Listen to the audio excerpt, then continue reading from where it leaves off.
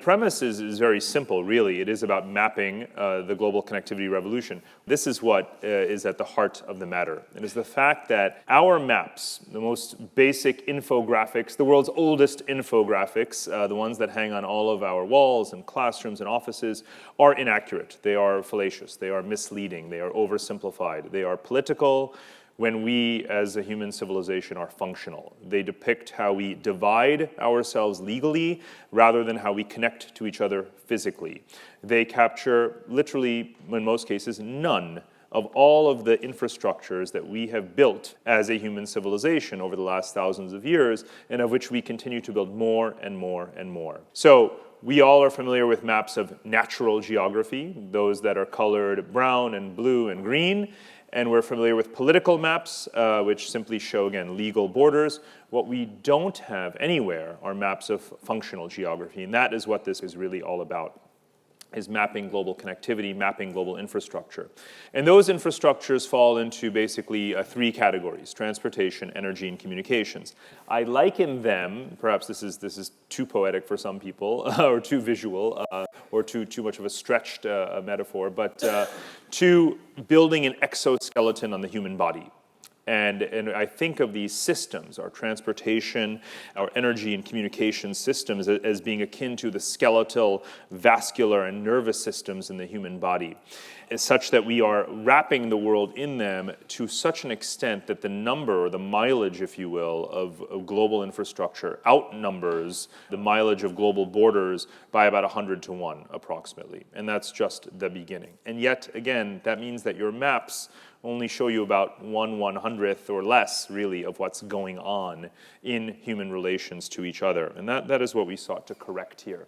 The pace of this global infrastructure build-out is so rapid that the maps, which are of course static and two-dimensional, had to be augmented with an online data set that we've created, which we call the Connectivity Atlas. And in it, you can toggle around the world and look at different geographies and look at all of the mega infrastructures. You can find every airport in the world here, every gas pipeline, oil pipeline, every internet cable. All of it is here. Every highway and railway is on this Connectivity Atlas. This is all part of what is called topographical engineering, our increasing capacity to modify the Earth. Now, of course, there are positives and negatives to all of this when I speak about in such grand terms about what we are doing. A lot of you are familiar with the term Anthropocene, which connotes that we have forced the planet into an entirely new climatic sort of era as a result of all of this human activity. Well, the topographical engineering is part of what gets us to that point, for better and for worse. So we wanted to employ as much as possible the newest mapping techniques to get at this constant and relentless build-out. This is quantifying a bit of just how much we are spending on global infrastructure. Already, the ratio of global infrastructure spending annually of all the governments and countries in the world to military spending is about 2.5 to 1. It's projected to rise to 4 to 1 or 5 to 1 in the coming decades.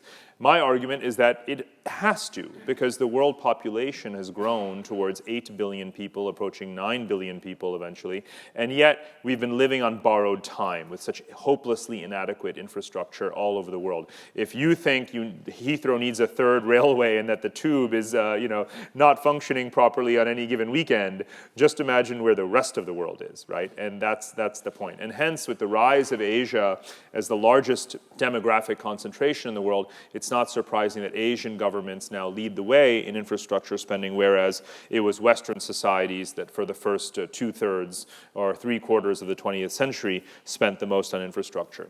All of this build-out, that visualization of the maps and networks and so forth, leads me, and this is putting my political science hat on, to look at the world system from an evolutionary standpoint. We have not forever lived in a world where national boundaries were the primary defining features of our communities. For thousands of years, we had city-states and empires. Empires rise and fall, nations also come and go. What actually remains is urbanization, the city, as really our most fundamental and long-standing human social sort of unit, and connectivity, the infrastructure that we build. My favorite quote is at the bottom here from the famed architect Santiago Calatrava: "What we build today will last centuries, and these mega infrastructures will long outlast Most of the countries of the Arab world and Africa and so forth, we already see them crumbling this year. In fact, last week was the 100th anniversary of the Sykes-Picot Agreement, and we know how many countries have made it to 100, or even 50.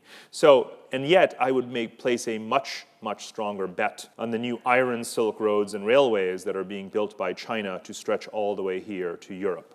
So if you combine and layer all these infrastructures, you come up with a vision, what I call a global network civilization, which is very different and far more complex than a very static view of the world as simply being the United Nations map of the world, if you will, of simply countries and borders.